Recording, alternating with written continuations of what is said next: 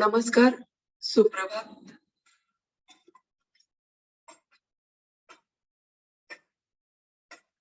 National school of Indian studies की ओर से मैं स्वाति यादव आप सभी का बहुत बहुत स्वागत करती हूँ। भीष्म सीरीज IKS टॉक्स के जीवन का भारतीय प्रतिमान व्याख्यान माला में दिलीप केळकर सर हमें मार्गदर्शन करते हैं। 1-2 मिनट में ही वो हमें ज्वाइन हो जाएंगे। पिछले हफ्ते हमने सामाजिक संगठन आश्रम व्यवस्था जान ली थी। आज हमें इसी का कुटुंब आश्रम क्या है ये जानने वाले हैं। मैं दिलीप केळकर सर से फोन पर बात करके आपसे फिर निवेदन करूंगी। प्लीज बेयर विथ मी।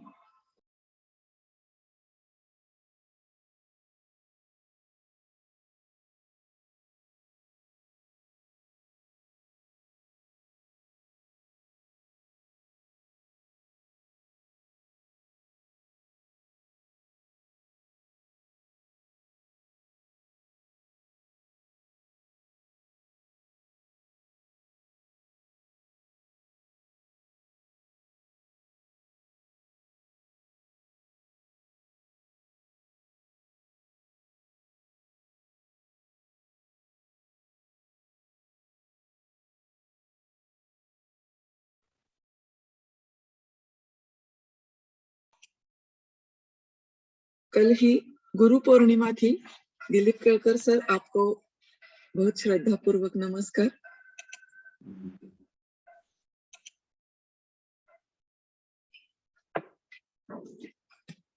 भारतीय कुटुंब व्यवस्था भारतीय संस्कृति की एक बहुत बड़ी देन है दुनिया को। हम आज इसके बारे में केळकर सर से जानने वाले हैं। मैं सर से विनती करती हूँ कि हम शुरू करें। सेशन की शुरुआत हम श्लोक से करेंगे।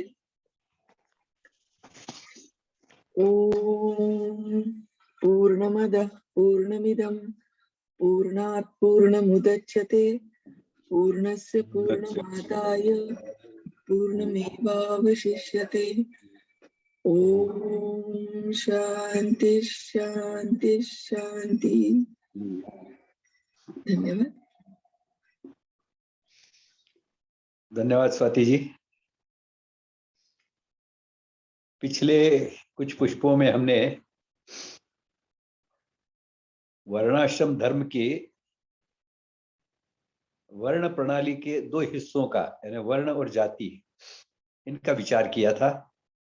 किस प्रकार से ये देश की संस्कृति और समृद्धि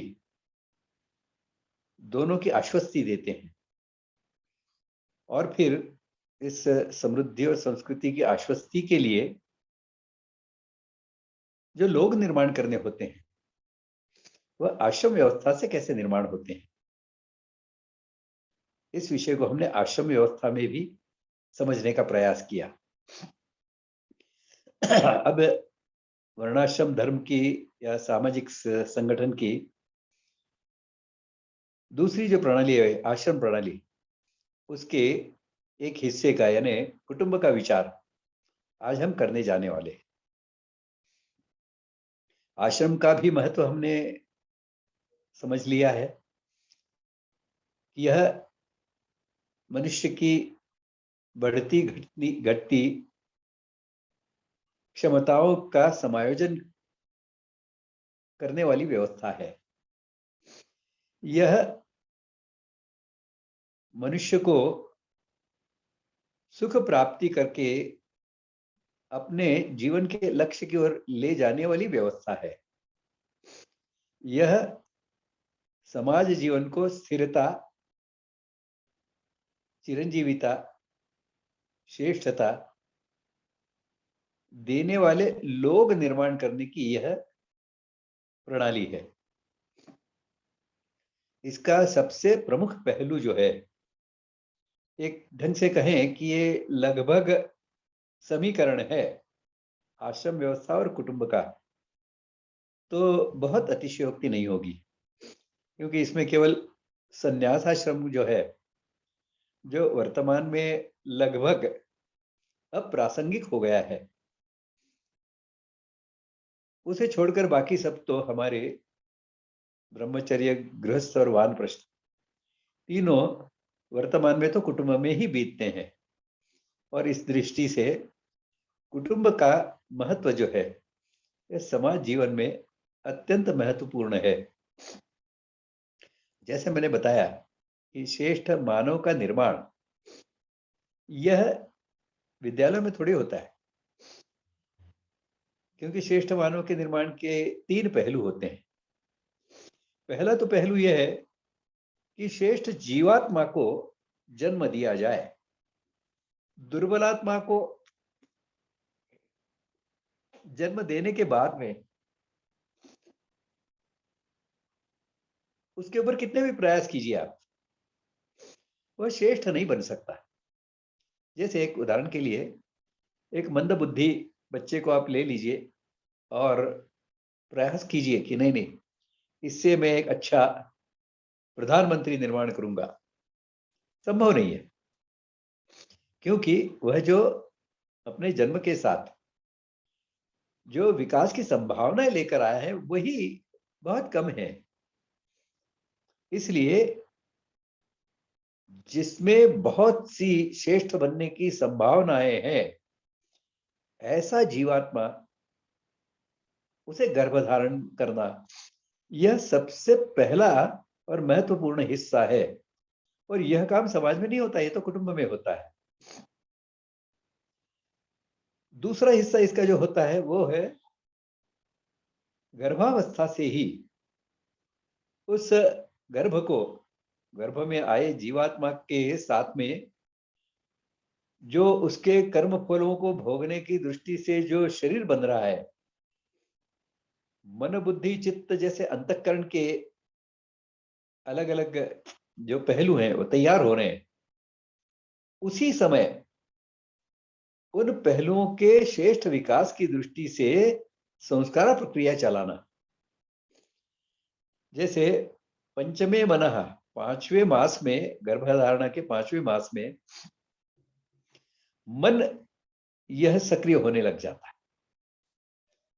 षष्ठे बुद्धि, 6ठे मास में बुद्धि सक्रिय होने लग जाती है। चित्त तो गर्भधारणा के समय से ही सक्रिय होता है।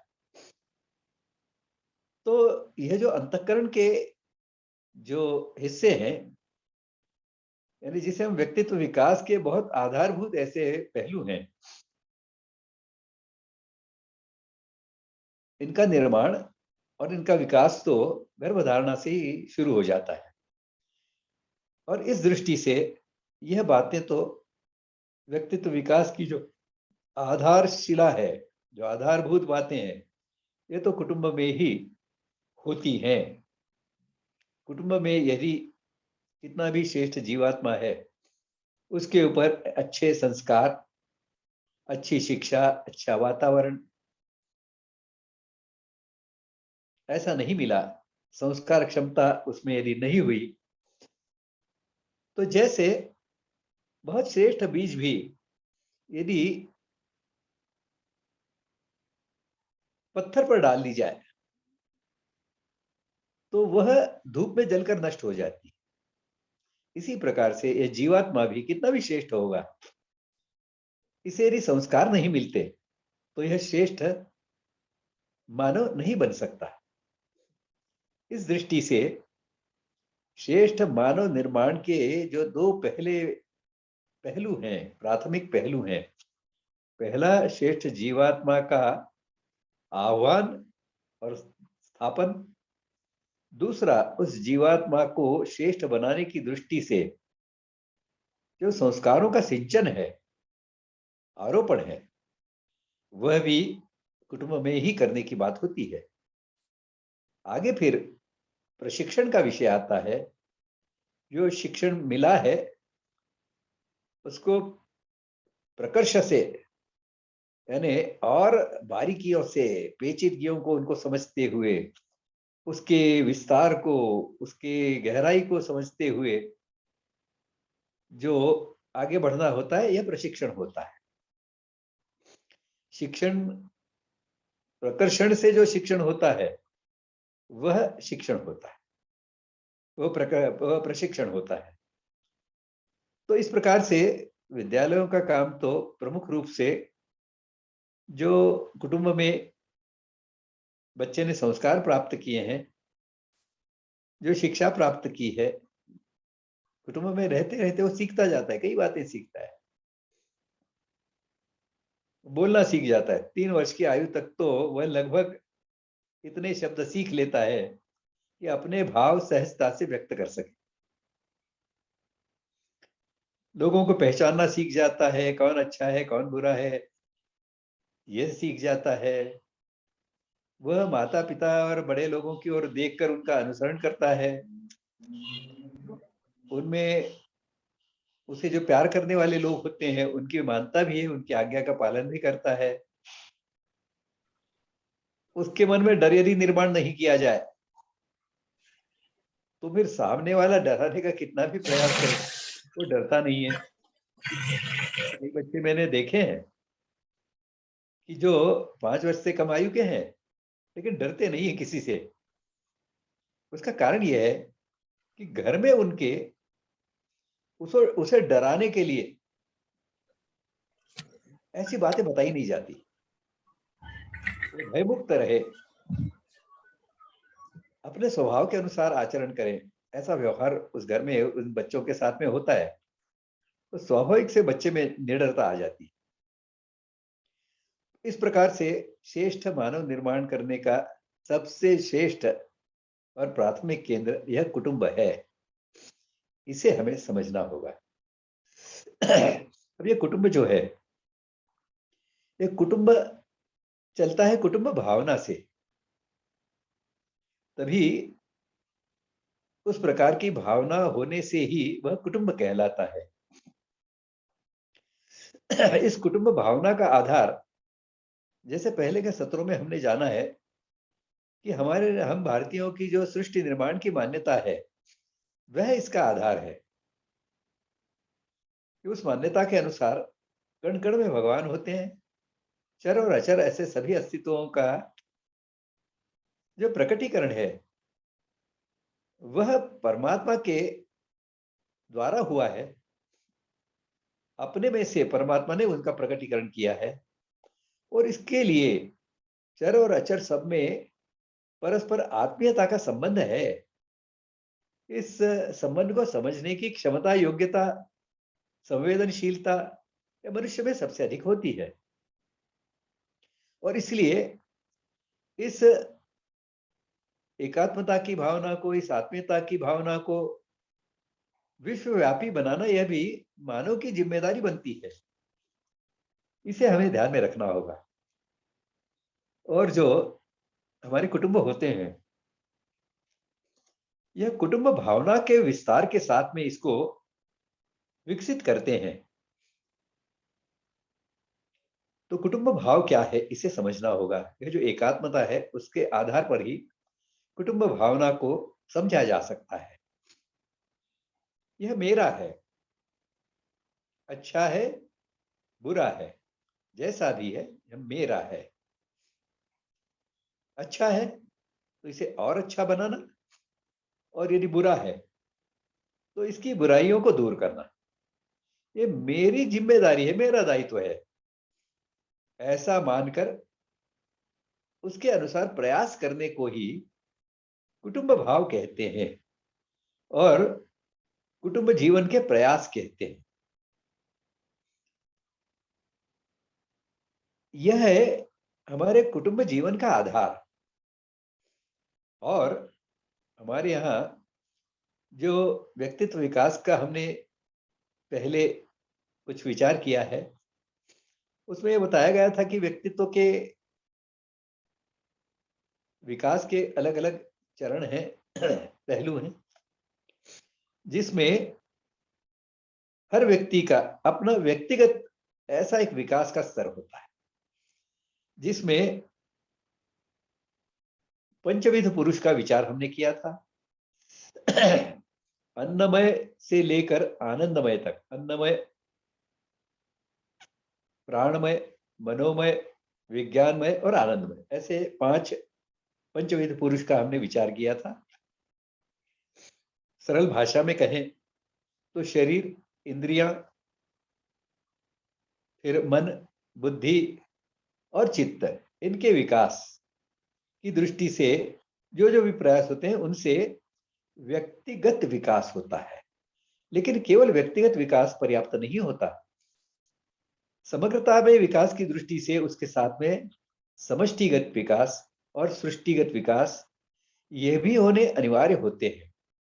आगे परमेष्ठिगत विकास तो अपने आप हो जाता है, क्योंकि सृष्टि के चराचर अस्तित्वों के साथ में जब किसी की आत्मीयता की साथ में की भावना निर्माण हो जाती है तो परमात्मा पद को प्राप्त कर लेता है। उसी को हमने मोक्ष कहा है।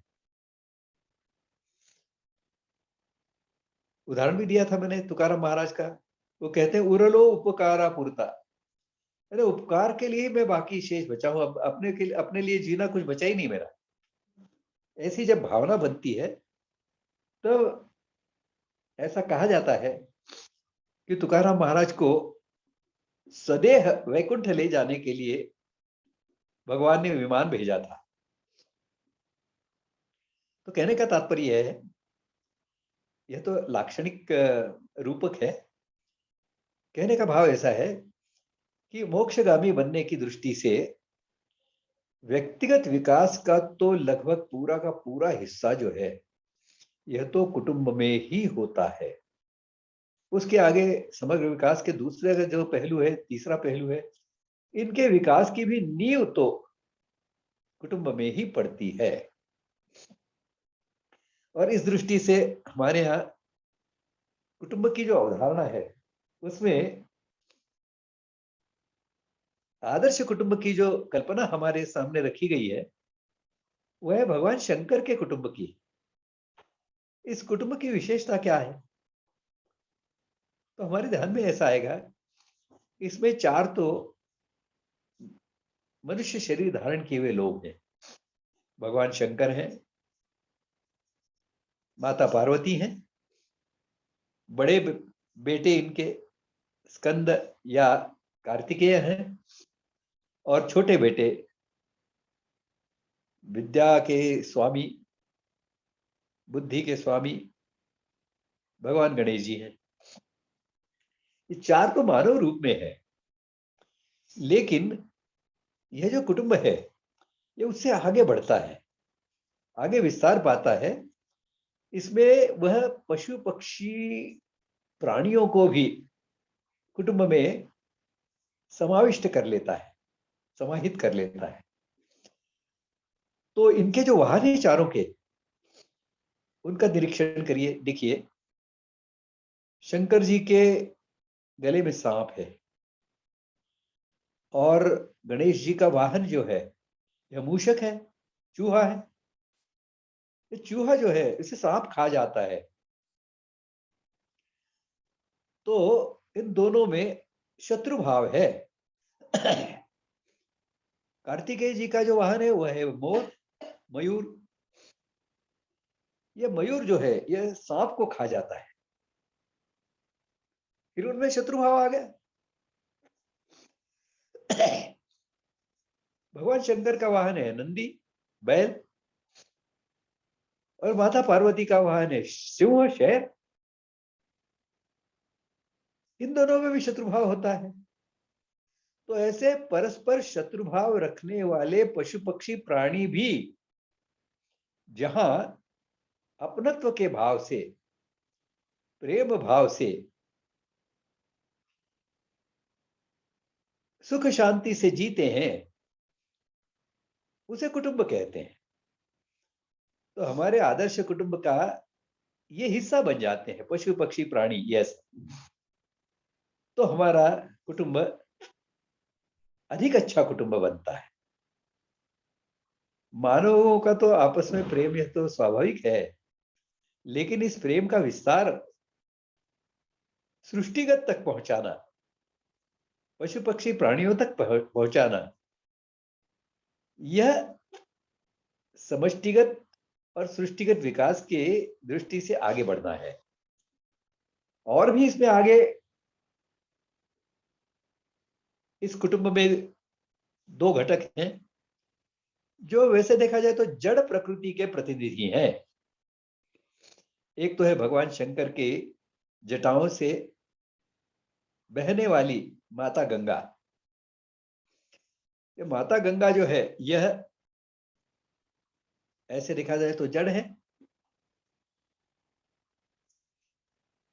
लेकिन यह इस परिवार की, इस कुटुंब की सदस्य है।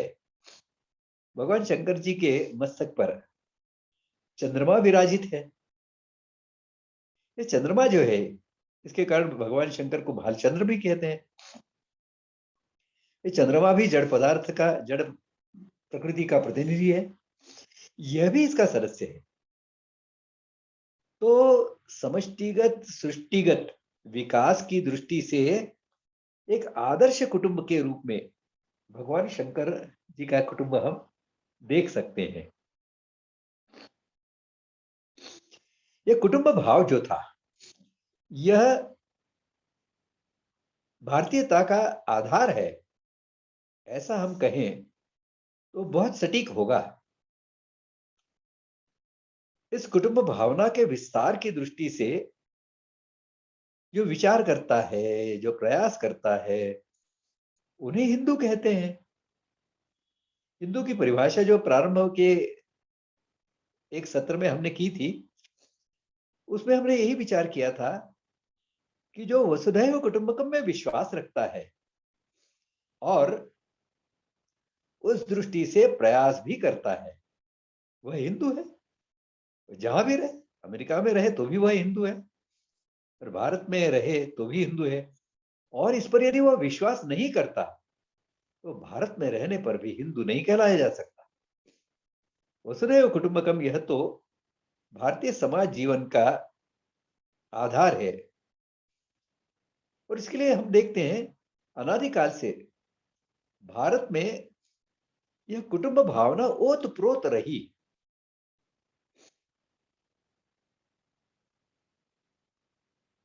प्रारंभ में सुबह उठते समय ही जब हम बिस्तर से नीचे उतरते हैं तो पहले धरती मैया को नमस्कार करते हैं। धरती माता होती है, और उससे क्षमा मांगते हैं कि ये तो आपको पैर लगाना अनिवार्य है, उसके बगैर मैं जी नहीं सकता, इसके लिए पैर लगाऊंगा, लेकिन मुझे क्षमा करना उसके लिए।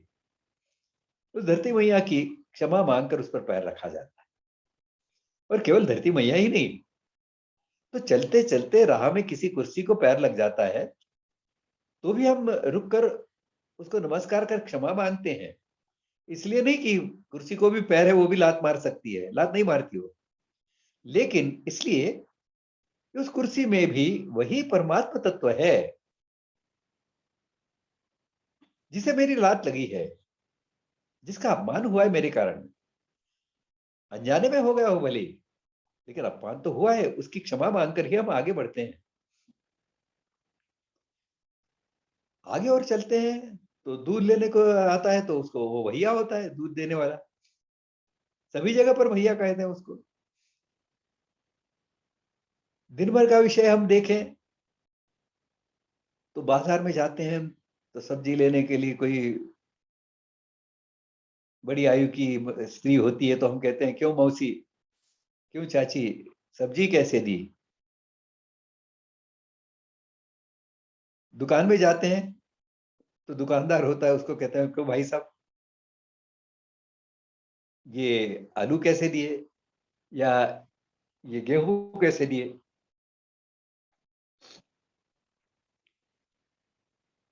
भाषण के लिए खड़े होते हैं तो संबोधन करते हैं मेरे प्रिय भाइयों और बहनों। और हम जानते हैं कि इस प्रकार का संबोधन जब स्वामी विवेकानंद जी ने शिकागो के भाषण में अपने किया था तो तालियों की गड़गड़ाहट से पूरा सभा कक्ष गूंज गया था। तो उनके लिए तो ये बहुत बहुत अजीब और बहुत श्रेष्ठ ऐसी बात थी कि सर्व संग परित्याग किया हुआ यह साधु हजारों मील दूर से आता है यहाँ के लोगों के साथ में कौटुंबिक भाव प्रकट करता है। भाई और बहन, my dear sisters and brothers of America, ये उनके शब्द थे। तो सब भाव विभोर हो जाते हैं। तो उनके लिए यह विपरीत बात थी, इनके लिए बड़ी विचित्र और बड़ी श्रेष्ठ बात थी। हमारे यहाँ तो लेकिन ये तो बहुत स्वाभाविक है, कोई तालियां नहीं बजाता है। इसके अलावा दूर आकाश में चंद्रमा होता है, वह चंदा मामा होता है। वो बच्चे का जैसे कोई मित्र होता है, ऐसा मित्र होता है। चंदा मामा के साथ में बातें होती है, उसकी कहानियां गढ़कर सुनाई जाती है बच्चों को। एक वो पूंछ ऊपर करके हिलने वाली, चलने वाली घर में बिल्ली होती है, तो बिल्ली मौसी बन जाती है, चूहा मामा बन जाता है। नदियां हमारे यहाँ की सब मैया होती है, गंगा मैया होती है, क्षिप्रा मैया होती है, नर्मदा मैया होती है, सब मैया होती है, माताएं होती है, तुलसी माता होती है। इस प्रकार से चराचर सृष्टि के साथ में कुटुंब भावना को जोड़ना, यह समग्र विकास की दृष्टि से समष्टिगत और सृष्टिगत विकास के एक एक चरण के ऊपर आगे बढ़ना है, ऐसी बात है। और भी वो विचार हम करते हैं तो ध्यान में आता है कि हमारे यहाँ की जो व्यवस्थाएं रही शिक्षण, रक्षण, पोषण की, इन व्यवस्थाओं का आधार भी हमेशा कुटुंब भाव रहा। हमारे यहाँ गुरुकुल में बच्चा सीखने जाता था, तो गुरुकुल में जो शिक्षक होता था, गुरु होता था, उसकी भावना इसकी ओर, बच्चे की ओर देखने की, ये पुत्र की सी होती थी। उसका संकल्प यह होता था कि जिस प्रकार से माता अपने गर्भ की रक्षा सभी प्रकार के अंतर बाह्य अनिष्टों से करती है, इसी प्रकार से इस शिष्य को, इस विद्यार्थी को मैं अपने गर्भ में धारण करता हूं और जीवन के सभी अनिष्टों से इसकी रक्षा करूंगा, इसे श्रेष्ठ बनाने का मैं प्रयास करूंगा।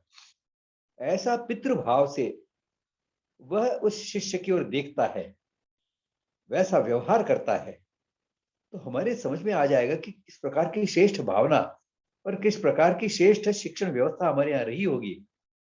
क्योंकि ऐसा जब कोई गुरु या शिक्षक अपने विद्यार्थी के बारे में सोचता है, तो वह अपने पास जो भी ज्ञान है, जो भी कौशल है, जो भी चिंतन है, जो भी अनुभव है, इन सबको अपने शिष्य के ऊपर न्यौछावर कर देता है, अर्पण कर देता है, कुछ भी कोर कसोर नहीं रखता।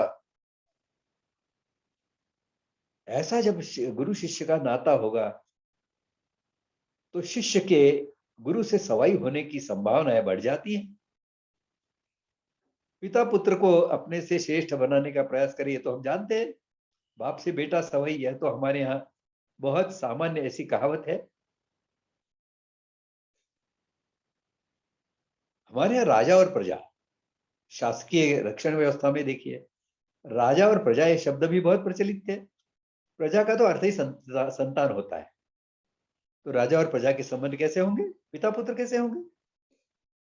प्रजा भी अपने राजा की ओर पिता की भावना से, पिता की दृष्टि से आज्ञाकारिता, सहायता, अपनी शक्ति के अनुसार जो जिस प्रकार की भी सहायता हो सके उस प्रकार की सहायता शासन को करना, शासक को करना। और इसी प्रकार राजा भी जो होता था, अपनी सारी प्रजा को अपने पुत्रवत मानता था। तो जब तक प्रजा का एक भी व्यक्ति दुखी है, राजा सुख की चैन सो नहीं पाता। कल्पना कीजिए किस प्रकार की श्रेष्ठ शासन व्यवस्था रही होगी। ये ठीक है कि 100% इस प्रकार का संभव नहीं होगा, लेकिन किस प्रकार की भावना लेकर उसके विकास की दृष्टि से प्रयास चले होंगे, यह तो हम समझ ही सकते हैं।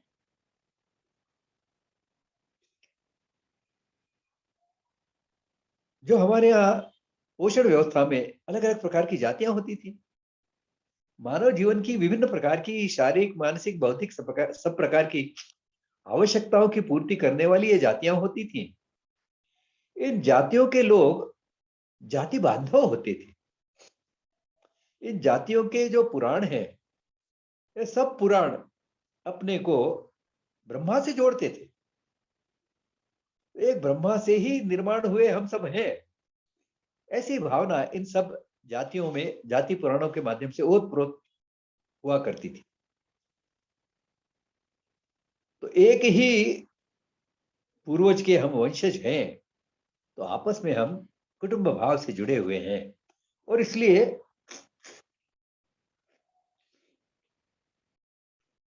राष्ट्रीय स्वयंसेवक संघ के अखिल भारतीय सरसंघ चालक दूसरे पूजनीय गुरु जी बताते हैं कि पूरा इतिहास भारत का देख लीजिए, आपके ध्यान में आएगा कि ऐसा कभी नहीं हुआ कि एक जाति उठी और उसने समाज के सामने बगावत कर दी, या एक जाति उठी और दूसरी जाति के साथ में उसका संघर्ष हो गया।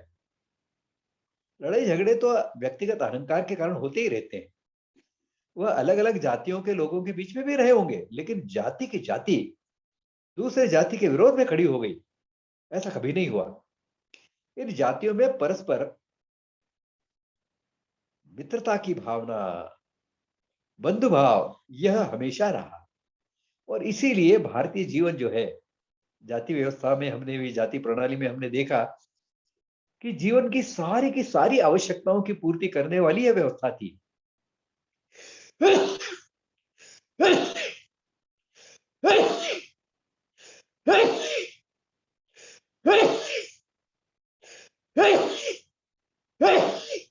क्षमा कीजिए, कुछ जुकाम हो गया है। तो ऐसी व्यवस्था थी। इसके कारण भारत यह अकेला ऐसा देश है, भारतीय समाज है, अकेला ऐसा समाज है कि जो हजारों वर्षों तक बलवान रहा, लेकिन इसने किसी समाज पर, उस समाज को लूटने के लिए, प्रताड़ित करने के लिए आक्रमण नहीं किए।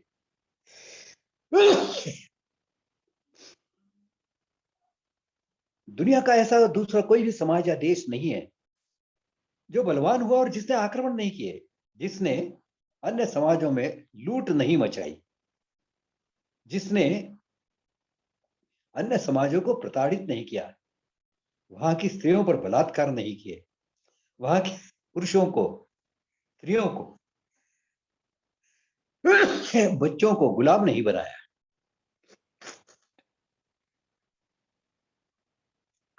ये हमारे भारतीय समाज की केवल विशेषता नहीं रही, तो ये श्रेष्ठता रही। ये हमारी कमजोरी नहीं, ये हमारी शक्ति थी। आज हम उसे कमजोरी बताकर उसको नष्ट करने के प्रयास कर रहे हैं। कितना उचित है, आप ही विचार करिए। तो कहने का तात्पर्य था कि हमारा सारा जीवन जो था, यह कुटुंब भावना से ओतप्रोत रहा करता था। यह भारतीय जीवन का आधारभूत पहलू है, इसे हमें समझना होगा। अब कुटुंब हम जब कहते हैं, तो कुटुंब का अर्थ है संयुक्त कुटुंब। संयुक्त कुटुंब का विचार हम आगे चलाएंगे। उससे पहले मैं स्वाति ताई से कहूंगा कि वह अपने पुस्तकों के बारे में सबको जानकारी दें। स्वाति बहन। जी सर, जस्ट अ मिनट।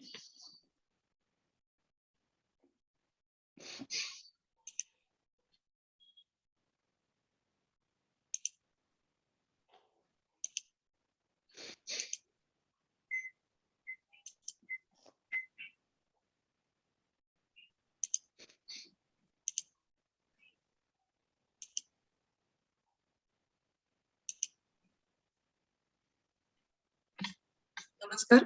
जैसा कि आप स्क्रीन पर देख रहे हैं, दिलीप केळकर सर द्वारा लिखित जीवन का भारतीय प्रतिमान, जिस पर ये व्याख्यान माला आधारित है, हमने 2 खंडों में पुनर्प्रकाशित किया है। कुल मिलाकर 728 पृष्ठ है और 2 खंडों का एकत्रित मूल्य 999 रुपए है, लेकिन पंजीकरण छूट में हमने 31 जुलाई तक ये केवल 799 रुपए में उपलब्ध किया है। इसकी पंजीकरण लिंक हमने दी है और गूगल पे क्रमांक है, कृपया आप लिख लीजिएगा 9503864401। भीष्म प्रकाशन का ये गूगल पे क्रमांक है। आप इस पर पेमेंट करके अपनी प्रत आरक्षित कर सकते हैं और अपने घर में ये अगली पीढ़ी के लिए और हमारे संदर्भ के लिए भी होनी ही चाहिए, ऐसे ये ग्रंथ है। इसके आगे का, जिस पर आज का हमारा विषय है, कुटुंब प्रणाली, कुटुंब सुदृढ़ीकरण, ये किताब भी बहुत ही अच्छी किताब है। भारतीय कुटुंब संस्था का परिचय इसमें पूरी तरह से किया गया है। इसके 200 पृष्ठ है और मूल्य 350 रुपए है, लेकिन 31 जुलाई तक ये मात्र 250 रुपए में हमने उपलब्ध किया है। दोनों की लिंक और गूगल पे क्रमांक सेम है। कृपया किसी को भेंट देने के लिए हम जो उपहार में देते हैं, कोई चीजें देते हैं, लेकिन वो चीजें यही पड़ी रहती है, लेकिन ये किताब जो विचार देंगे वो अमूल्य है। इसलिए मैं आपसे आह्वान करती हूँ कि कृपया भेंट में ये किताब जरूर दीजिएगा। मात्र 250 रुपए में ये हमने उपलब्ध किया है। 9503864401 ये भीष्म प्रकाशन का गूगल पे क्रमांक है। कृपया इस पर जाकर अपनी प्रत आप आरक्षित कर सकते हैं। धन्यवाद। धन्यवाद स्वाति जी। अभी स्वाति जी ने जैसे बताया, कुटुंब सुदृढ़ीकरण का जो पुस्तक है, इसमें 11 अध्याय हैं और इन 11 अध्यायों में जो विषय वस्तु प्रस्तुत की गई है, उसको लेकर कुटुंब इस विषय पर ही कम से कम 5-6 व्याख्यान तो हो सकते हैं, लेकिन कुल मिलाकर इस जीवन के भारतीय प्रतिमान का जो व्याप है, उसे ध्यान में रखकर 1 वर्ष में 52 सत्रों में इसे पूरा करना है। इसे ध्यान में रखकर हम इसको 2-3 सत्रों में ही पूरा करने का प्रयास करने वाले हैं। वो आगे आएंगे, उसके 2 सत्र और भी। एक रहेगा कौटुंबिक उद्योग का, दूसरा रहेगा ग्राम कुल से वसुधैव कुटुंबकम तक। तो वो सत्र आगे आने वाले हैं, जो कुटुंब भावना का ही आधार लेकर सामने रखे जाएंगे। तो हम बात कर रहे थे संयुक्त कुटुंब की। वर्तमान में कुटुंब की अवस्था यह दयनीय हो गई है।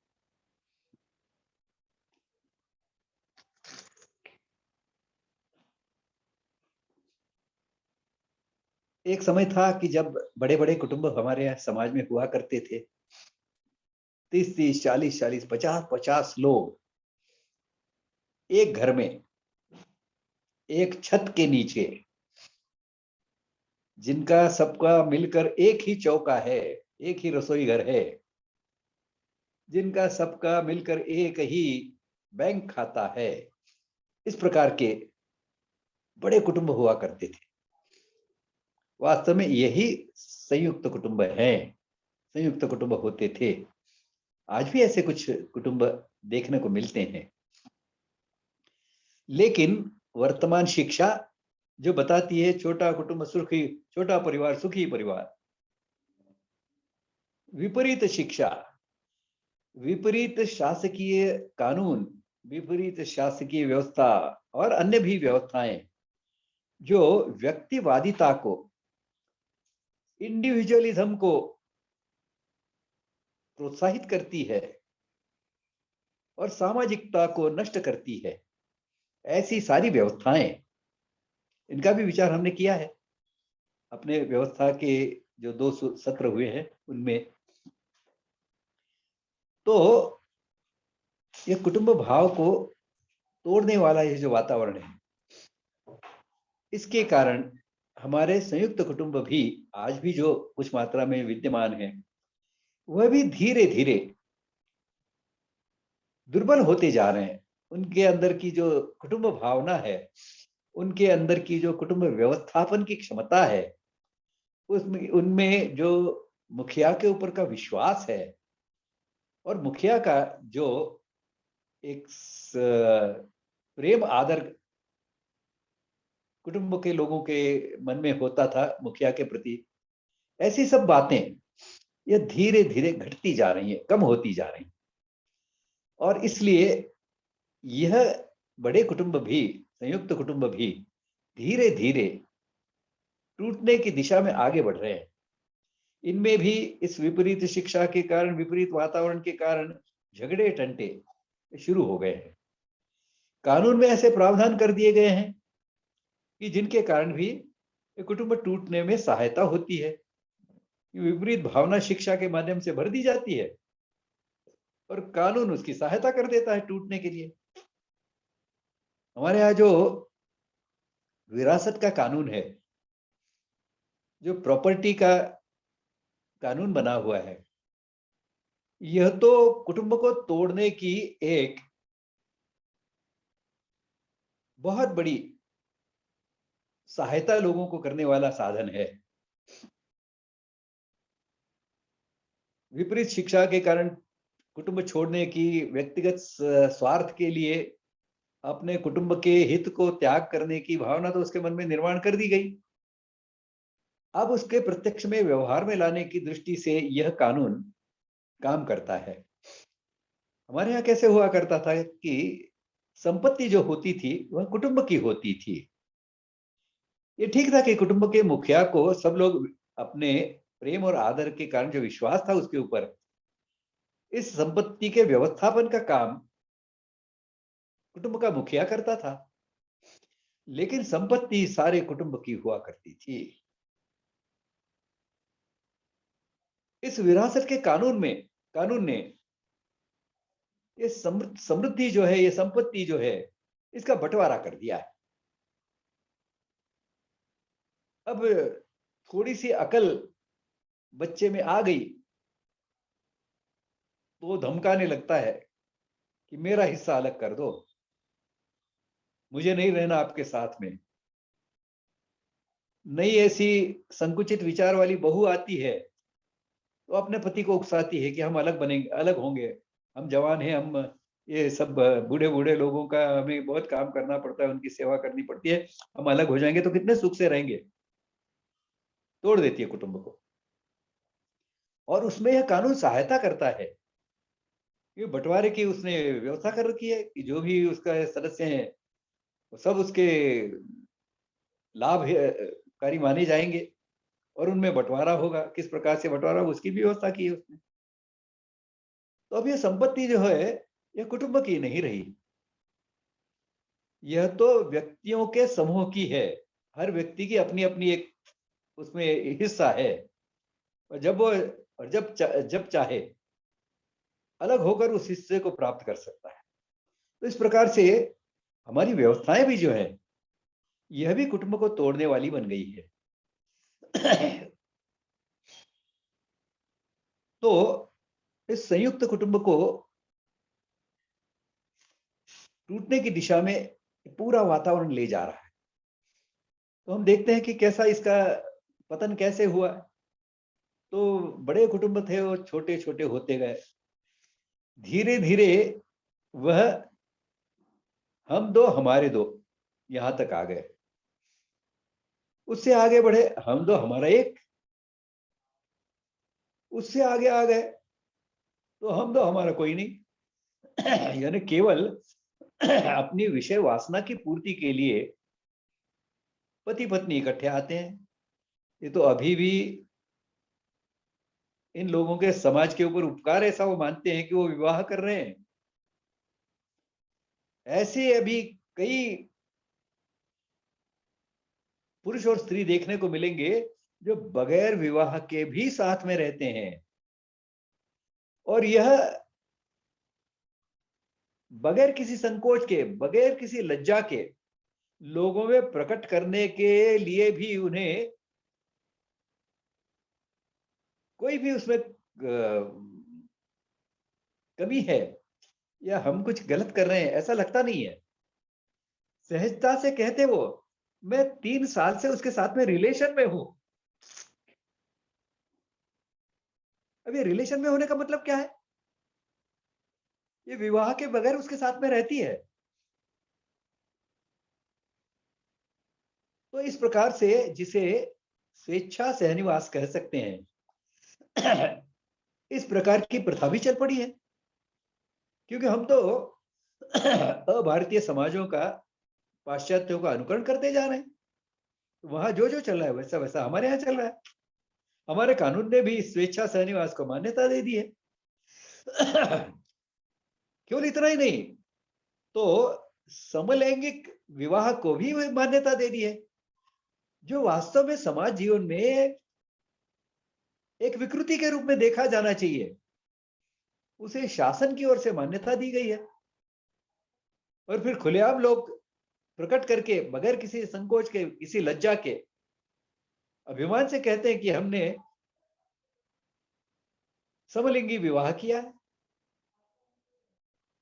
इस प्रकार से कुटुंब जीवन को तोड़ने वाली वर्तमान की परिस्थितियां हैं।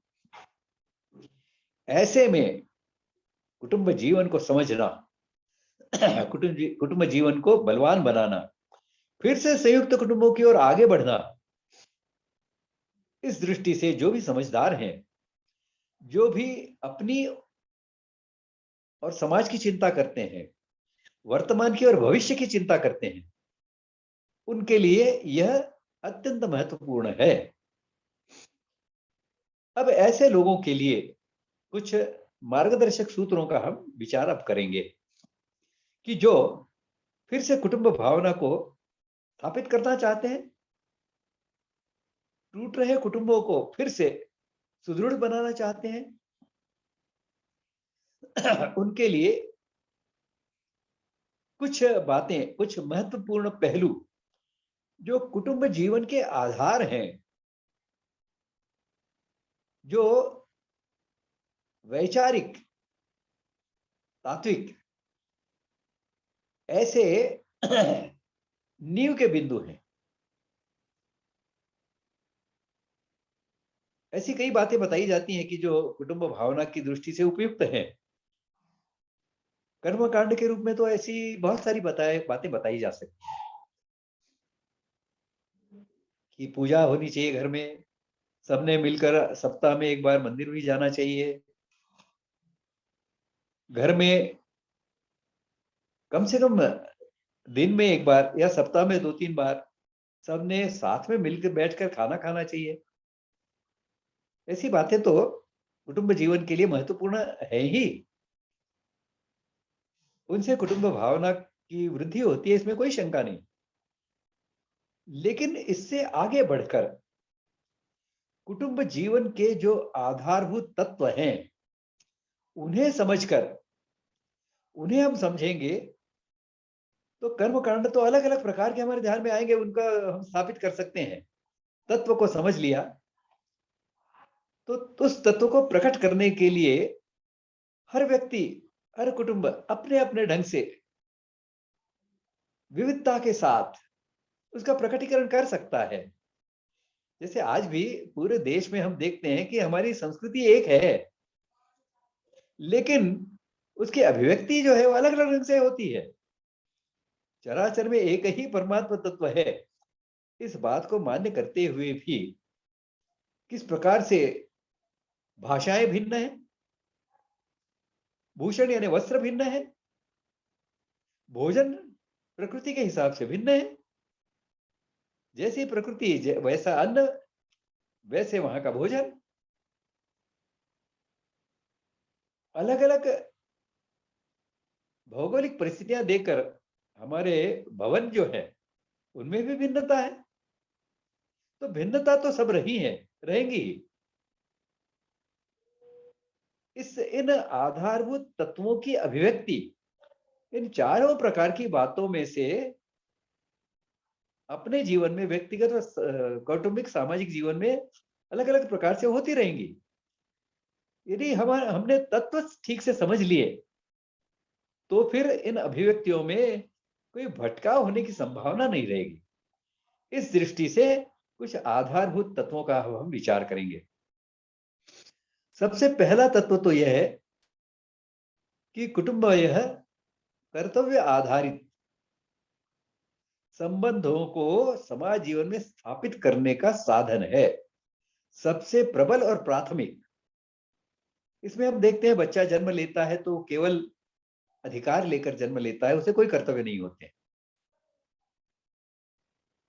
इस कर्तव्य की समझ रखने वाले इस अर्भक को, इस जन्मजात शिशु को संस्कारित और शिक्षित कर हमारा जो कुटुंब है यह उसे केवल अपनों के लिए जीने वाला, केवल औरों के जीने वाला ऐसा वानप्रस्थी बनाती है, जिसे केवल कर्तव्य है, जिसने अपने अधिकारों का त्याग किया है, ऐसा वानप्रस्थी बनाने का प्रयास किया है।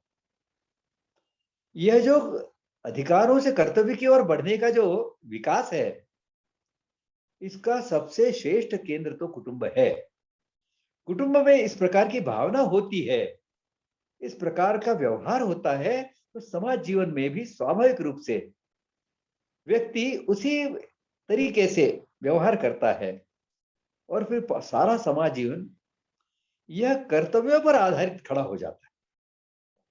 जब कर्तव्यों के आधार पर कोई भी समाज जीवन खड़ा होता है, समाज जीवन के परस्पर संबंधों का आधार कर्तव्य होते हैं, तो पूरा समाज सुख शांतिमय हो जाता है, आनंदमय हो जाता है। और आगे विचार करें, कुटुंब भावना जो है या कुटुंब के आधारभूत तत्वों में एक तत्व है संस्कार की यह सर्वश्रेष्ठ ऐसी व्यवस्था है। जैसे शुरू में बताया, उसका विस्तार नहीं करूंगा अभी यहां में, कि गर्भधारणा से पहले से श्रेष्ठ जीवात्मा को आवाहन करने की वहां से शुरुआत होती है इसकी, और श्रेष्ठ मानव बनाने की दृष्टि से व्यक्तिगत, समष्टिगत, सृष्टिगत ऐसे समग्र विकास की दृष्टि से कुटुंब में शिक्षा मिलती है, स्वाभाविक रूप से मिलती है। बड़ों का अनुसरण करते करते मिलती है, बड़ों के उपदेश, आदेश, संदेश इनके माध्यम से मिलती है, बड़ों के व्यवहार से मिलती है। तो संस्कार प्रक्रिया का यह अत्यंत प्रभावी ऐसा माध्यम है। और आगे चलते हैं तो कुटुंब में समृद्ध होने के लिए एक तत्व का बहुत महत्व होता है। वो तत्व यह है कि अपनी आवश्यकता के अनुसार, इच्छा के अनुसार नहीं, इच्छाएं तो अमर्याद होती हैं, आवश्यकताओं का हमने कुछ विवेचन पीछे किया था। जो प्राणिक आवेग हैं, आहार, निद्रा, भय, मैथुन, ये 4 प्रकार के प्राणिक आयोग हैं, आवेग हैं। इनकी पूर्ति के लिए जितना आवश्यक है उसे आवश्यकता कहा जाता है।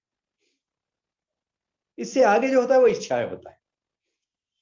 तो कुटुंब की ओर से अपनी आवश्यकताओं के अनुसार लेना और अपने सामर्थ्य के अनुसार देना, जिसकी जितनी सामर्थ्य है। कुमारावस्था में उसकी सामर्थ्य कम होगी, युवावस्था में और अधिक होगी, गृहस्थावस्था में और अधिक होगी। अपने सामर्थ्य के अनुसार कुटुंब को लौटाना, ऐसा जब कुटुंब का हर व्यक्ति करता है, जो भी उसकी सामर्थ्य है, जैसे वानप्रस्थी है, उसकी शारीरिक सामर्थ्य तो कम हो गई है, लेकिन बौद्धिक सामर्थ्य उसका है, उसका चिंतन, उसका अनुभव जो है, उसका सामर्थ्य तो उसके पास है। इसका लाभ वो कुटुंब को देता है। ऐसा जब कुटुंब का हर व्यक्ति आवश्यकता के अनुसार लेना और सामर्थ्य के अनुसार लौटाना, ऐसा जब करता है तो कुटुंब समृद्ध होता है। और इसी प्रकार का व्यवहार जब समाज जीवन में लोग करते हैं, कुटुंब करते हैं, तो समाज समृद्ध बनता है। ऐसी समृद्धि को लूटने के लिए विदेशी हमारे आक्रांत आए थे। इसे हम समझें किस प्रकार की समृद्धि हमने निर्माण की थी। इस समृद्धि का आधार यह कुटुंब जीवन का आधारभूत तत्व है।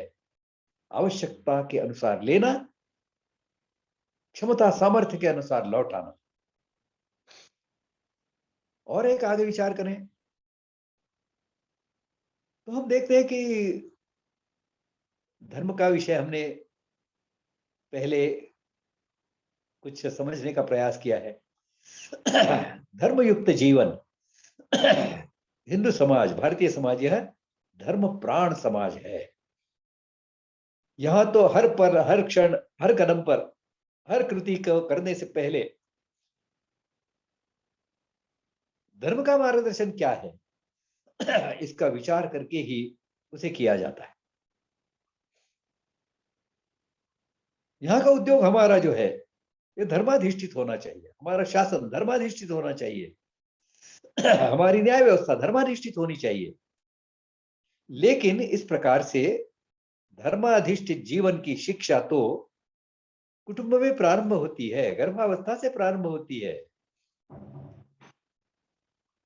माता के दूध के साथ में उसे धर्म की शिक्षा मिलती रहती है। घर के लोगों के धर्मयुक्त व्यवहार से उसकी शिक्षा मिलती रहती है। धर्म के अनुकूल अपनी इच्छाओं आकांक्षाओं को किस प्रकार से रखना, अपने अर्थ और काम पुरुषार्थ को धर्म पुरुषार्थ के दायरे में कैसे रखना, इसकी शिक्षा देने का भी सर्वश्रेष्ठ साधन और प्रारंभ बिंदु ये कुटुंब है, कुटुंब शिक्षा है। वर्ण की शिक्षा स्वभाव के अनुसार, स्वभाव की शुद्धि और बुद्धि और उसके अनुसार काम करने की मानव की इच्छा, अनुकूलता, यह तो कुटुंब में ही हो सकती है। भले ही घर में 4 बच्चे हैं, चारों के अलग अलग वर्ण होंगे, लेकिन उस वर्ण के बच्चे को उसके वर्ण के अनुसार, जैसे आज भी हम देखते हैं घर में 2 बच्चे हैं, एक क्षत्रिय वर्ण का है तो स्वभाव उसका प्रकट होता है, उसके आचरण में प्रकट होता है। दूसरा है ब्राह्मण वर्ण का, विप्र वर्ण का, उसका भी प्रकट होता है। तो दोनों के साथ में घर में अलग अलग प्रकार से व्यवहार होना चाहिए। उनके जो स्वभाव युक्त गुण हैं, उनकी शुद्धि और वृद्धि के प्रयास जब होते हैं तो समाज सुसंस्कृत हो जाता है। तो समाज का हर व्यक्ति जब अपने स्वभाव के अनुसार काम करता है तो बहुत आनंद से करता है। और समाज का हर व्यक्ति जब इस प्रकार से आनंद से अपना अपना काम करता है तो समाज आनंदमय हो जाता है, सुसंस्कृत हो जाता है। इसी प्रकार से अपने आनुवंशिकता से कुटुंब में चलते आए जो व्यावसायिक कौशल है, उसकी शिक्षा का भी केंद्र तो कुटुंब ही होता है। कौटुंबिक उद्योग की शिक्षा कोई बाहर किसी विद्यालय में भेजकर थोड़ी दी जाती है। कौटुंबिक उद्योग की शिक्षा तो घर में पाता है, बड़े लोगों से सीखता जाता है, चलने लगता है। तब से ही वो घर के जो व्यावसायिक औजार होते हैं उनका अभ्यास करने लग जाता है, उनको उनके साथ खेलने लग जाता है। कोई संगीतकार है तो उसके घर का बच्चा सहजता से तबले पर थाप लगाने लग जाता है, हारमोनियम पर उंगलियों को घुमाने लग जाता है, बहुत सहजता से होता है। तो व्यावसायिक कुशलता की भी नींव कुटुंब में पड़ती है। विभिन्न प्रकार की सामाजिक व्यवस्थाएं हैं। प्रमुख रूप से शिक्षण, रक्षण, पोषण, ये 3 व्यवस्थाएं प्रमुख होती है। अब थोड़ा सा विचार करिए तो आपके ध्यान में आएगा कि हर कुटुंब में यह तीनों प्रकार की व्यवस्थाएं तो होती ही है। अब जब बड़ा कुटुंब होता है तो इन 3 व्यवस्थाओं के लिए बहुत अच्छा व्यवस्थापन आवश्यक होता है। जितना बड़ा कुटुंब उतनी व्यवस्थाओं की प्रभावी होने की आवश्यकता होती है। तो बड़े कुटुंब में किस प्रकार की व्यवस्था से कुटुंब ठीक चलता है, इसकी शिक्षा बच्चे को बचपन से मिलनी शुरू हो जाती है। वह भी उस व्यवस्था का अंग बन जाता है, तत्व भी सीखता है और व्यवहार भी सीखता है। तो इन तीनों व्यवस्थाओं की शिक्षा का भी प्रारंभ बिंदु और इनके आधारभूत तत्व तो वह कुटुंब में सीखता है। विद्यालय में जाकर तो इनमें कुछ त्रुटियां निर्माण हो गई होंगी, कुछ कुटुंबों के बड़ों के जो आलस और प्रमाद के कारण उस बच्चे में कुछ त्रुटियां निर्माण हो गई होंगी, उनको ठीक करने के लिए विद्यालय होते हैं। लेकिन इनकी नींव तो कुटुंब में ही पड़ती है। समाज जीवन की जितनी भी समस्याएं हैं, उनको दूर करने का आधार कुटुंब भावना है। इसका आधार एकात्मता है, अद्वैत है। और आप कल्पना करिए, आप अपने से थोड़ी झगड़ सकते हो, दूसरा कोई होगा तो झगड़ने का मामला खड़ा होता है। जब आप में और बाकी सब सृष्टि के अस्तित्व है, इनमें आत्मीयता की भावना है, प्रेम की भावना है, सहानुभूति की भावना है, विश्वास की भावना है, श्रद्धा की भावना है, कुटुंब भावना है, तो झगड़े टंटे तो अपने आप दूर हो जाते हैं। एक दूसरे के लिए जीने की कोशिश सब करते हैं, तो सुखमय जीवन हो जाता है। तो समाज जीवन की सभी समस्याओं का निराकरण इस कुटुंब भाव में है।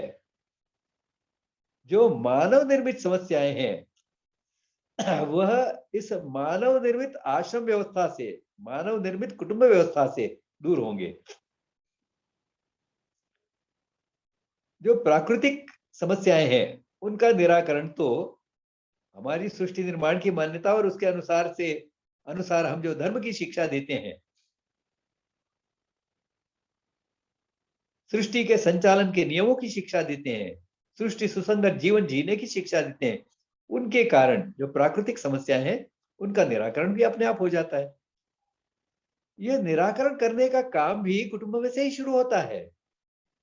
कुटुंब में ही वह सीखता है मृत्युंजय जाप क्या होता है। तो भगवत गीता के श्लोक वो कुटुंब में सीख जाता है, सीखना चाहिए। ये तो आजकल विद्यालय में भी नहीं सिखाए जाते। वास्तव में तो अभी जो राष्ट्रीय शिक्षा नीति बनी है, उसमें भारतीयता की शिक्षा को प्रमुखता देनी चाहिए थी, लेकिन ऐसा कोई गहराई से, व्यापकता से विचार होता दिखाई नहीं दे रहा है। कुछ परिवर्तन तो, अच्छे परिवर्तन तो इसमें होने वाले हैं, दिखाई देते हैं, प्रयास चल रहा है, लेकिन मूलतः भारतीयता की शिक्षा दिए बगैर भारत के जो लोग हैं, यह भारतीय छोड़कर अन्य कुछ भी बन जाए, भारतीय नहीं बन रहे। कुछ आनुवंशिकता से, कुछ परंपरा से जो बातें चली आ रही हैं, उनके कारण इनमें कुछ भारतीयता शेष है, भारतीयता संक्रमित होती भी है, लेकिन शिक्षा के कारण नहीं हो रही। भारतीयता की शिक्षा, इसका प्रारंभ बिंदु भी कुटुंब ही हो सकता है।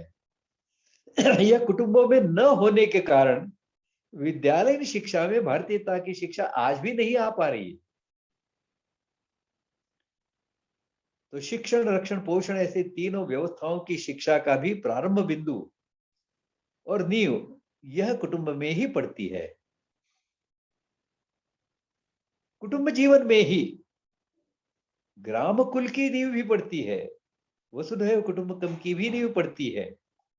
वहां से वह सीखता है कि सारा मानव समाज जो है मेरा है, अपना है।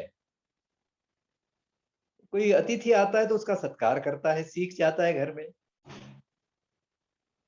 बाहर, घर से बाहर निकलता है तो बड़ों का व्यवहार देखता है, उनका आदर करने लग जाता है, उनकी आज्ञाओं का, श्रेष्ठ आज्ञाओं का पालन करने लग जाता है।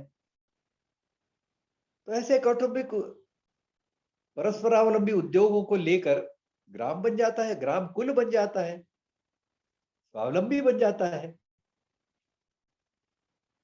स्थानिक प्राकृतिक संसाधनों के आधार पर स्वावलंबन होता है, क्योंकि इसका आधार धर्म है, और धर्म का अर्थ है सृष्टि संचालन के नियम। उनके अनुसार तो जो स्थानिक है उसके आधार पर जियो, जितना प्रकृति सुसंगत जीवन जी सकते उतना जियो।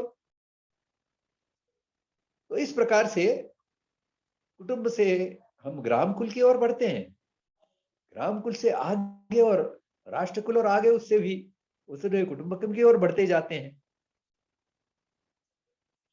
सारे विश्व के समाज को सर्वे भवन्तु सुखिना, इस भावना से ओतप्रोत करने की दृष्टि से वसुधैव कुटुंबकम होता है। तो भारतीय समाज जीवन की, हमारे भारतीय जीवन के प्रतिमान की आधारशिला है कुटुंब। इसे समझना होगा। और परिवर्तन की प्रक्रिया में भी कुटुंब सुदृढ़ीकरण, ग्राम का ग्राम विकास, यह आधार बिंदु बन सकते हैं। इनका विचार कर, चिंतन कर, इस दृष्टि से हमें कुछ आगे प्रयास करने होंगे। हम एक श्रेष्ठ ऐसे भारतीय जीवन की प्रतिष्ठापना करना चाहते हैं, तो ये उनके प्रारंभ बिंदु हैं, इन्हें हमें समझना होगा। और इस दृष्टि से कुटुंब यह समाज जीवन का लघु रूप है। इसे ध्यान में लेकर अपने व्यक्तिगत समझ बढ़ाने से, व्यवहार से, अपने अनुभवों का उपयोग करते हुए व्यवहारों को सुधारने से, इसी के आधार पर अपने कुटुंबों में कुटुंब भावना को विकास करने की दृष्टि से, कुटुंब भावना के जो आधारभूत तत्व हैं कुटुंब विकास के, कुटुंब सुदृढ़ीकरण के, उनको समझकर उसके अनुसार अपना व्यवहार बनाना। और बच्चों की आयु जैसे बढ़ती है वैसे, पहले तो जब वह केवल अनुकरण करके सीखता है, संस्कारित होता है, उस समय में बड़ों के व्यवहार में इस प्रकार के तत्व आते हैं तो वो सीख जाता है। और आगे इन तत्वों का बौद्धिक स्तर पर भी उनके सामने प्रस्तुतिकरण होना चाहिए। उनको समझाना चाहिए कि किस प्रकार से घर समृद्ध बनेगा, किस प्रकार से संस्कारित होने की प्रक्रिया चलती है, किस प्रकार से संयम से मनुष्य व्यवहार करता है तो श्रेष्ठ बनता जाता है। एक विशिष्ट आयु में ब्रह्मचर्य की शिक्षा भी देनी होती है, उसके बारे में बच्चे को जानकारी देनी होती है। किस प्रकार से व्यक्ति जीवन श्रेष्ठ बने, ओजस्वी बने, तेजस्वी बने, उसमें ब्रह्मचर्य का योगदान क्या है तो बताना होता है। ये सब बातें जो है, ये हम इनका अध्ययन करें, इनके ऊपर चिंतन मनन करें, और अपने व्यवहार में, और अपने व्यवहार यानी केवल आचरण नहीं, उसके साथ में हमारा, हमसे जो छोटे हैं, हमारे समकक्ष, हम सम आयु के हैं, ऐसे लोगों के साथ में संवाद के माध्यम से भी इनका प्रक्षेपण हम कैसे कर सकते हैं, इनका संक्रमण हम कैसे कर सकते हैं, इस प्रकार से विचार करें। समाज जीवन में जिस भी क्षेत्र में हम काम करते हो, वो शासन का क्षेत्र होगा, न्याय का क्षेत्र होगा, शिक्षा का क्षेत्र होगा, सामाजिक किसी संगठन का क्षेत्र होगा, किसी भी क्षेत्र में हम काम करते हो, हम इस कुटुंब भावना को सुदृढ़ बनाने की दृष्टि से प्रयास करते चलें। यही वास्तव में कुटुंब को फिर से प्रस्थापित करने की दृष्टि से महत्वपूर्ण है।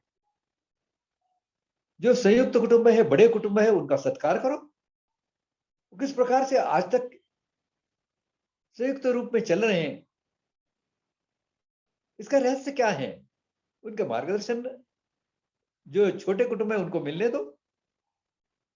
ऐसे कार्यक्रमों का आयोजन करो, सामाजिक संगठन कर सकते हैं ना।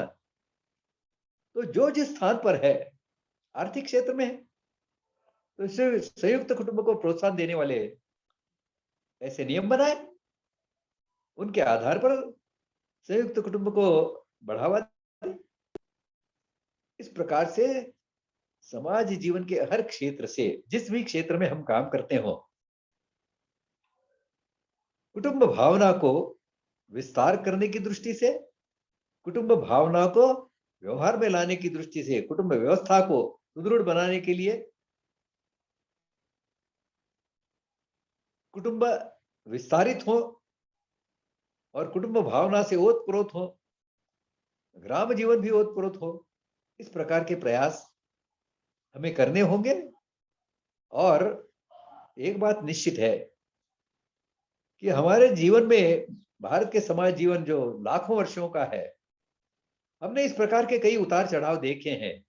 और हर बार हम अपनी तपस्या के आधार पर, हम अपने चिंतन के आधार पर, हम अपनी जो विरासत चली आ रही वेद उपनिषदों से लेकर आज तक, उसके आधार पर फिर से हम खड़े हुए हैं और नए उत्साह के साथ में आगे बढ़े हैं। आज फिर इस प्रकार का पुरुषार्थ करने की आवश्यकता निर्माण हो गई है। ऐसा हम सबका पुरुषार्थ जगाए, ऐसी मैं परमात्मा से प्रार्थना करता हूं और आज के इस विषय को यहां विराम देता हूं। अगला विषय हमारा होगा ग्रामकुल। मुझे लगता है कि ग्रामकुल से भी पहले कौटुंबिक उद्योग, ऐसा विषय हम लेंगे तो ग्रामकुल को समझना थोड़ा आसान हो जाएगा। इसके लिए अगला पुष्प हमारा होगा एक कौटुंबिक उद्योग का होगा। यहां मैं अपनी वाणी को विराम देता हूं। धन्यवाद।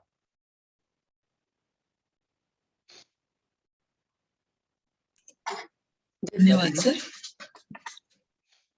जिन्हें कोई सवाल पूछना है तो कृपया अपना हैंड रेस कीजिएगा।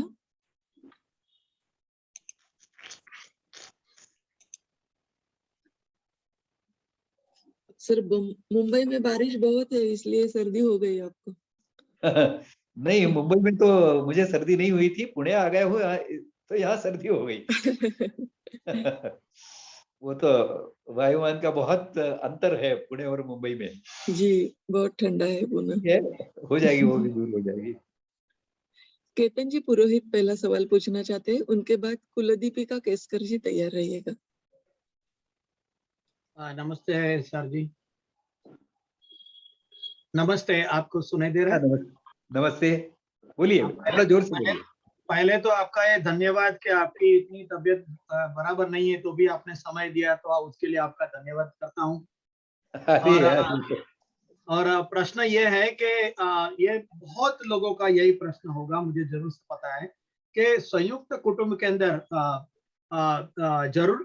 जरूरत के अनुसार उपभोग और शक्ति के अनुसार कंट्रीब्यूशन, सॉरी मेरा हिंदी इतनी अच्छी नहीं है, तो इसमें क्या होता है कि इसकी वजह से कुटुंब के अंदर पुरुषार्थहीनता वाले लोग बढ़ने के आसार बहुत दिखते हैं। और ऐसे जो बैठे बैठे खाने वाले जिसे कहते हैं, ऐसे लोग बढ़ने से संयुक्त परिवार में काफी परेशानी होती है। तो दूसरा बात यह है कि कभी कभी कोई व्यक्ति गलत ही आ जाता है। जैसे हम लोग अभी एग्जांपल ही लेंगे तो प्रहलाद और हिरण्यकश्यप, वो कितना भी कर ले हिरण्यकश्यप पे वो पूरा पिता ही रहेगा, उसको संयुक्त कुटुंब की थियरी में बिठा ही नहीं सकते।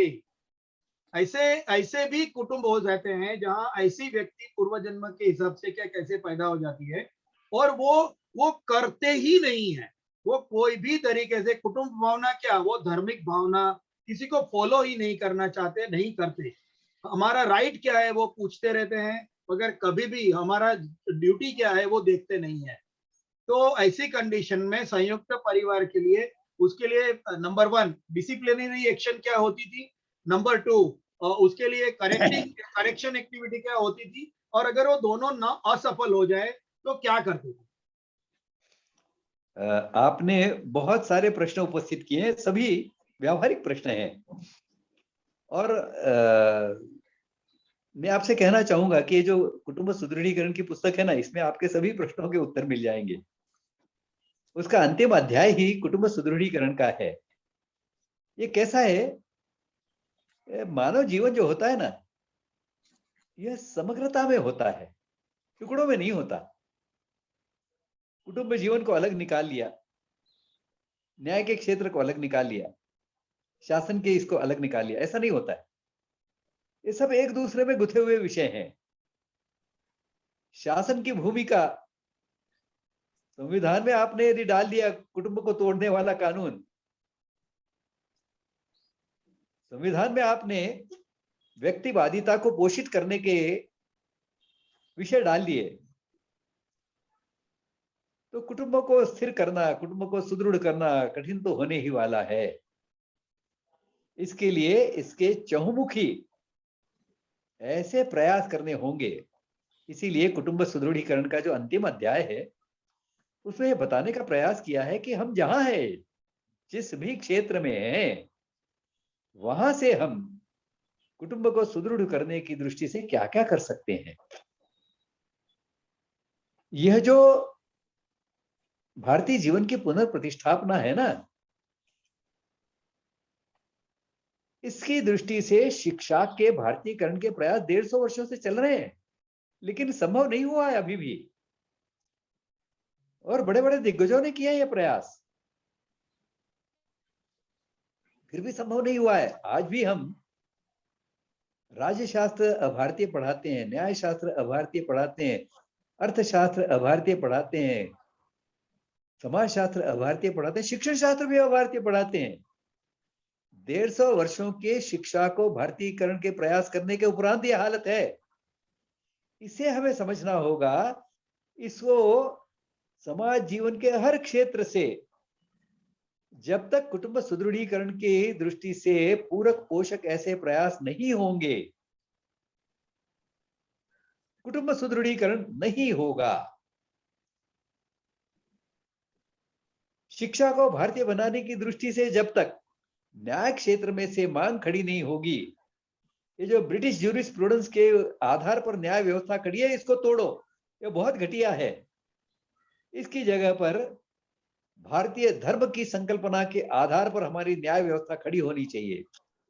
भारतीय सत्य की जो अवधारणा है, उसके आधार पर न्याय व्यवस्था खड़ी होनी चाहिए।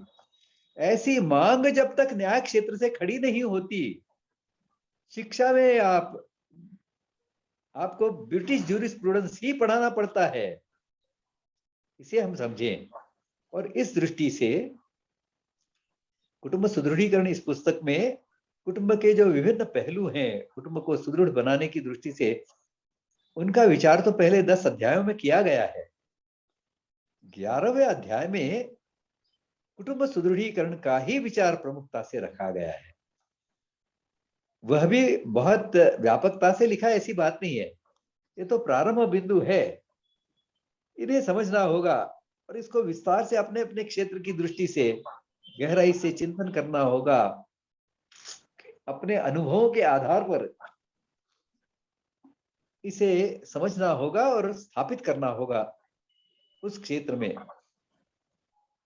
अभी एक आपकी जानकारी के लिए बता दूं, एक सहकारी बैंक के संचालकों के साथ में आज एक बैठक होने वाली है, जिसमें उस सहकारी बैंक के नीति निर्धारण में ऐसी कुछ बात डालने का विचार होने वाला है जिससे संयुक्त कुटुंबों को प्रोत्साहन मिले। देखिए, मेरे मन में तो ऐसे कई बिंदु हैं कि जो सहकारी बैंक में नीति के तौर पर स्वीकार किए जा सकते हैं। वहां कितना समझा पाता हूं मैं, तो मेरी तपस्या, मेरी जो व्यक्तित्व की का प्रभाव है, उस पर निर्भर है। लेकिन कहने का तात्पर्य इतना ही है, इस प्रकार के प्रयास समाज जीवन में हम जहां हैं, जैसे हैं, वहां से शुरू करें। अपना अध्ययन और तेजस्वी बनाते जाए तो लोग, सामने वाले लोग हमारी सुनेंगे, हम जो कह रहे हैं वो मान्य करेंगे, उसके अनुसार व्यवहार करने का प्रयास भी कर सकते हैं। इसे हमें समझना होगा। जी, धन्यवाद। अगला सवाल लेते हैं कुलदीपिका केसकर, भाग्यनगर से। जी, कुलदीपिका केसकर, भाग्यनगर से। हाँ जी, बोलिए दीपक ताई। हाँ नमस्कार सर। गला खराब हो गया आपका। बोलिए बोलिए। हाँ, नमस्कार सर। नमस्कार। हा, आपला जो विषय जो सांगितला ना तो अतिशय जिव्हाळ्याचा आहे आणि प्रत्येक व्यक्तीनं ऐकावा असाच हा विषय आहे. आणि त्याच्यासाठी आपण काय प्रयत्न करायला पाहिजेत हे थोडंसं थोडक्यात सांगितलंय, पण अजून थोडं विस्तृत सांगितलं तर बरं होईल असं मला वाटतंय. कसं आहे, आता ही जी अभी की जो ये व्याख्यान माला चल रही है ना, हम्म इसकी मर्यादाएं हैं।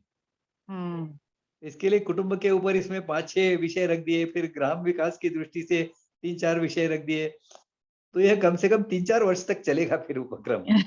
और अभी हम देख रहे हैं कि लोगों का धैर्य उतना नहीं है। नाही हाँ क्योंकि जब शुरुआत हुई थी तो मैं देख रहा था कि 100 से ऊपर लोग जुड़ते थे, हम्म और अभी देखता हूँ तो 50 संख्या आधी हो गई है। 50 हो गई। लोगों का धैर्य ध्यान में रखकर 1 वर्ष तक भी यह व्याख्यान माला चलाना, ये कितना व्यावहारिक होगा, यह तो फिर मैं समझता हूँ कि मेरी तपस्या, मेरा प्रस्तुतिकरण कितना प्रभावी है, इसके ऊपर भी निर्भर करता है। नहीं ऐसा नहीं है। हाँ नहीं, ऐसा है, ऐसा होता ही है। क्योंकि कई तो ऐसे हो सकते हैं कि जिनमें संख्या बढ़ती जाए, ये भी संभव है। लेकिन यह जो प्रस्तुत करने वाला है उसकी तपस्या कितनी है, लोगों के मन में जो परिस्थितियां हैं उसके कारण अनुकूलता कितनी है, ऐसे कई घटक हैं उसमें। तो इस दृष्टि से इसकी मर्यादा है। और आपके जो अधिक जानने की जो इच्छा है बहुत अच्छी है। मैं आपसे अनुरोध करूंगा कि ये पुस्तक आप लेकर उसको पढ़िए ठीक से, और फिर भी आपके मन में शंका रहे तो संपर्क करके बात कर लीजिए, निराकरण कर लीजिए उसका। ठीक आहे, धन्यवाद सर. नाही आणखी एक विचारायचं म्हणजे व्यक्ती स्वातंत्र्य माणसांना जास्त मिळालंय असं मला वाटतं आणि त्याचा दुरुपयोग व्हायला लागलेला आहे. यह जो अभारतीय जीवन है ना, उसका आधार ही व्यक्तिवादिता है, स्वार्थ है। विद्यालय में हम स्वार्थ ही तो पढ़ाते हैं बच्चों को। सही बात है. वो बच्चा कितना भी बुद्धिमान है, शिक्षक उसको ये कभी नहीं कहता कि बेटा तुम शिक्षक बनो, तुम बहुत प्रतिभावान हो, प्रज्ञावान हो। समाज की दृष्टि से यदि तुम शिक्षक बन जाओगे तो समाज को बहुत लाभ होगा, नहीं बताता है। वो बताता है बेटा इंजीनियर बनो, बुद्धिमान हो, थोड़े से और परिश्रम करोगे तो मेडिकल में एडमिशन पा जाओगे। वो डॉक्टर बनाने के लिए उसको प्रेरित करता है। अब ये क्या है? ये व्यक्तिवादिता है, स्वार्थ। ये उस बच्चे को स्वार्थ सिखा रहा है शिक्षक। करेक्ट. अपना देखो, तुम्हें क्या पड़ी है। और डॉक्टर भी बनना वह इसके लिए नहीं बताता कि डॉक्टर बन के तुम सेवा भाव से समाज सेवा करो, ये नहीं बताता है। डॉक्टर तो उसने अधिक पैसा कमाने के लिए बनना है। तो यह हमारी पूरी शिक्षा जो है, यह और पूरी सामाजिक व्यवस्थाएं, हमारे कानून, ये व्यक्तिवादिता को समर्थन करने वाले, प्रोत्साहन देने वाले ऐसे हैं। इसीलिए ये पूरे समाज जीवन को भारतीय बनाने का विषय है। पूरे इंडिया को समग्रता में भारत बनाने का विषय है। इसे हमें समझना होगा। अगला सवाल लेते हैं, दीपक जोशी पूछिए। जी धन्यवाद।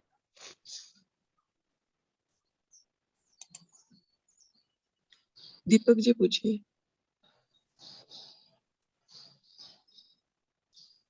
पूछिए. केळकर साहेब नमस्कार, मी दीपक जोशी बोलतोय. हा दीपक जी बोलिए. आज बौद्धिक मध्ये मी इम्फाल मणिपूरहून सम्मिलित झालेलो आहे. अरे वाह, और भी वहां के कोई लोग सम्मिलित हुए या नहीं इम्फाल से?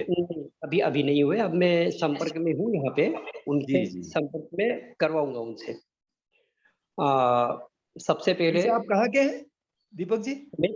हाँ, आप कहाँ के हैं? अरे मी पुण्यात आहे ना, दीपक जोशी. अच्छा अच्छा, हाँ ठीक है ठीक है ठीक है, हाँ ठीक. ओळखला का? हाँ आपकी आवाज आ गई ध्यान में. आपने पहचाना अभी कि नहीं पूछिए, पहचाना? ठीक है, ठीक। हाँ, ठीक है, ठीक है। यशोवर्धन हाँ, आ गया रेफरेंस ध्यान में, आ गया, आ गया ध्यान में, आ गया। करणी है। सर्वप्रथम केळकर साहब आपको जी, प्रणाम, सभी श्रोताओं को प्रणाम। आपने अभी कुटुंब के बारे में जो बौद्धिक हुआ अपना, उसमें एक शब्द आया था वानप्रस्थ, जी, कि प्रत्येक व्यक्ति ने वानप्रस्थी होना चाहिए कुटुंब में रहते हुए भी। जी, तो अभी मेरे परिवार की परिस्थिति ऐसी है कि दोनों बेटे बहुएं आईटी इंजीनियर हैं, बेटी भी जो है समृद्ध है। हमारे बेटों से और बहुओं से हमने एक परमिशन मांगी कि हमको वानप्रस्थ योजना में अब जाने दिया जाए, जी। और उन बहुत हमारे अच्छा विचार। बहू बेटों का ये इतना सद्गुण है ये, कि उन्होंने हमारे टिकट कटवाए पूर्वोत्तर में भी आने जाओ। के लिए। हाँ, पूर्वोत्तर में आने के लिए टिकट जी, कटवाए। जी, उसके जी। बाद में जो है उन्होंने हमारी पूरी व्यवस्था की, कपड़े बनवा दिए हमको। अरे वाह! और हाँ, और इस प्रकार से हम 9 तारीख को हाँ, आसाम में आ पूर्वांचल गए, में पहुंच गए। गुवाहाटी, और वहां से फिर हम बोडोलैंड भाग में गए। जी, बोडोलैंड के बारे में हम लोगों ने सुना है कि बड़ा हाँ, मतलब खराब जगह है, परंतु वर्तमान हाँ, में हमारे संघ के प्रचारकों ने इतना संघर्ष किया यहाँ, जी, कि उनके परिश्रम का आज हमको यहाँ दृश्य देखने को मिलता है जी। कि बोडोलैंड जैसी शांत जगह अभी अपने देश में नहीं है। दीपक जी, आपके कार्य का आदर रखते हुए भी कृपया हाँ, सवाल पूछिए। हाँ, हाँ। नहीं, मेरा खाली मतलब केळकर जी से संवाद करने का ही वो था। प्रश्न ये है कि आपने जैसे कुटुंब के बारे में बताया, तो इसी प्रकार से कुटुंब हम तैयार करने के लिए ही यहाँ पर आए हैं, और बहुत हमारे अच्छी। बहुत सारे नाती-पोते इकट्ठा हो गए यहाँ पे, उनको पढ़ाता हाँ, हूँ मैं। हाँ। क्या जी, बात तो है, जी, मुझे बहुत अच्छा। मार्गदर्शन कीजिए कि इसको हम लोग कैसे जो है अपने देश के साथ में जोड़ सकते हैं यहाँ के लोगों को, जी। और इसके लिए मुझे क्या प्रयत्न करना चाहिए? इसमें सबसे पहली बात तो ये है कि ये जो कुटुंब के जो आधारभूत तत्व हैं, इनको पहले हम समझें। फिर जो कुटुंब के जो मुखिया हैं, कुटुंब के जो ज्येष्ठ लोग हैं, उनके साथ में संवाद करें, उनको समझाएं, इनके महत्व को समझाएं, इनकी श्रेष्ठता को समझाएं, और फिर उसके अनुसार जो प्रत्यक्ष व्यावहारिक ऐसे जो उसके पहलू हैं, जो प्रकटीकरण के पहलू हैं, जो कर्म कांड के पहलू हैं, उनका विचार भी करें। ये तत्व तो ठीक है, लेकिन तत्व तो जिसे हम अभौतिक कहते हैं ना, वैसा होता है। उसका प्रकटीकरण तो व्यवहार से होता है। तो व्यवहार में लाना है उसको, तो किस प्रकार से व्यवहार में लाना है, इसका विचार ये कुटुंब के जो प्रमुख हैं, मुखिया हैं, वो करें। और उसके अनुसार कुटुंब में व्यवहार हो, कुटुंब का व्यवस्थापन हो, कुटुंब के बड़े लोगों का छोटों के साथ में आचरण हो, कुटुंब के लोगों का बाहर के लोगों के साथ में आचरण हो, क्योंकि उसका भी प्रभाव बच्चों पर पड़ता है।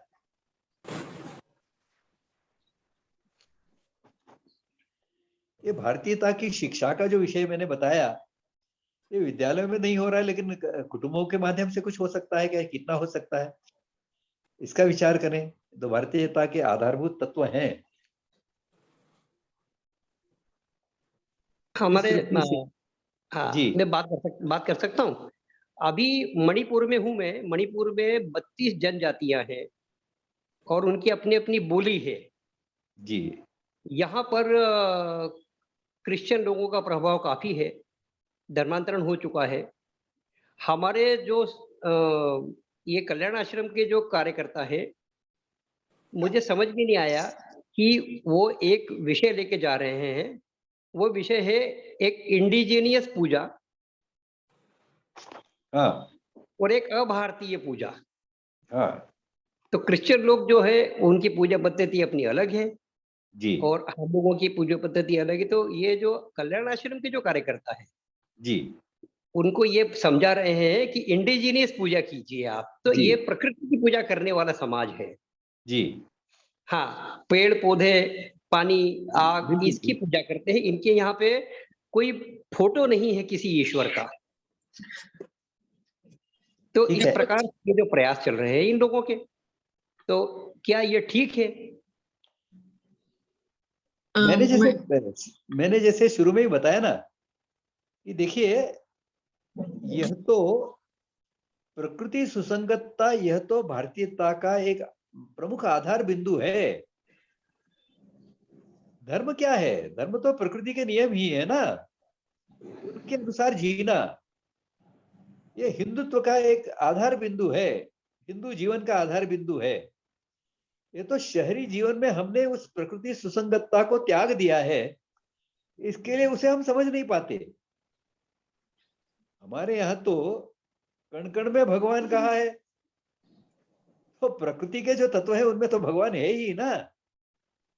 यह तो हिंदुत्व की ही भावना है, इसे समझे हम।